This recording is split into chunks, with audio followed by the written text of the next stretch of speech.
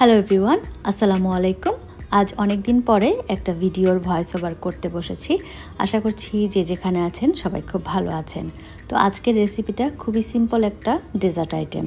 এখানে একটা মিক্সিং বলে আমি এখন নিয়ে নিচ্ছি টক দই। এখন আমি এখানে দিয়ে দিচ্ছি সাওয়ার ক্রিম। কারো কাছে যদি সাওয়ার ক্রিম না থাকে সেক্ষেত্রে সমপরিমাণে টক দইটা নিলেও চলবে। আবার কেউ যদি মনে করেন এখানে টক দই না দিয়ে শুধু সাওয়ার ক্রিম দিয়েই করবেন, সেটাও করতে পারেন। এখন আমি এখানে দিয়ে দিচ্ছি ক্রিম, আর আমি এখানে কোন ক্রিমটা ব্যবহার করেছি সেটা আপনারা উপরে কর্নারে ছবিটা দেখতে পাচ্ছেন। মিষ্টির জন্য আমি এখানে দিচ্ছি কনডেন্স মিল্ক, আর কনডেন্স মিল্কের পরিমাণটা যার যার স্বাদ অনুসারে কম বেশি করে নেবেন। এবার আমি এখানে দিয়ে দিচ্ছি ম্যাঙ্গো পাল্প, আর আমি এটা ক্যানেরটাই ব্যবহার করছি। তবে আপনি যদি ফ্রেশ ম্যাঙ্গো দিয়ে করতে চান সেটাও করতে পারেন, আর পরিমাণটা যার যার স্বাদ অনুসারে কম বেশি করে নিতে পারেন। এবার সব কিছু একসাথে খুব ভালো করে মিশিয়ে নিব।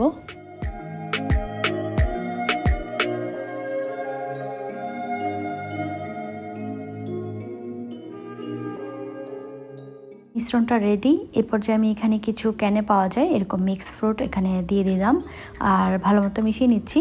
আপনি চাইলে কিন্তু এখানে ফ্রেশ যে ফ্রুটসগুলো পাওয়া যায় সিজনাল বা আপনার যেটা পছন্দ সেরকম ফ্রুটস কিন্তু এখানে মেশাতে পারেন। এরপর আমি এখানে কিছু কুকিজ নিয়ে নিচ্ছি। কুকিজগুলোকে একটু গুঁড়া করে নিব।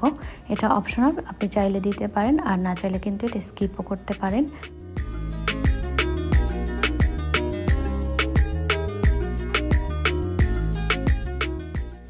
ডেজার্টটা আমি যেই ডিশে সার্ভ করব সেটাতে এখন নিয়ে নিচ্ছি।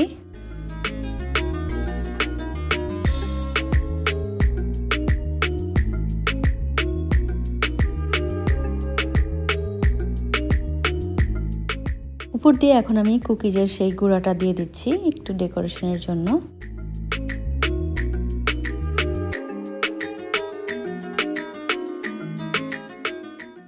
এভাবে একটু ম্যাঙ্গো পাল্প দিয়ে দিচ্ছি, এটাও ডেকোরেশনের জন্য।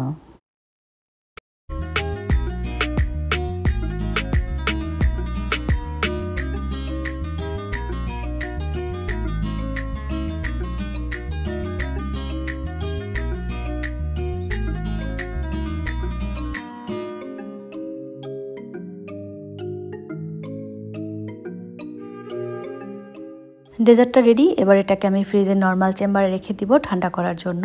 ঠান্ডা হওয়ার পরে এটা আমি সার্ভ করব, আর এটা ঠান্ডা খেতে খুবই মজার হয়ে থাকে। আমার এই ডেজার্টটি যারা খেয়েছেন তারা সবাই খুব প্রশংসা করেছেন, এবং তাদের রিকোয়েস্টেই আমি আজকের এই রেসিপিটি করেছি। আশা করছি আপনাদেরও এটা ভালো লাগবে। ভিডিও ভালো লাগলে অবশ্যই লাইক, কমেন্ট, শেয়ার করবেন। সবাই খুব ভালো থাকবেন। আল্লাহ হাফেজ।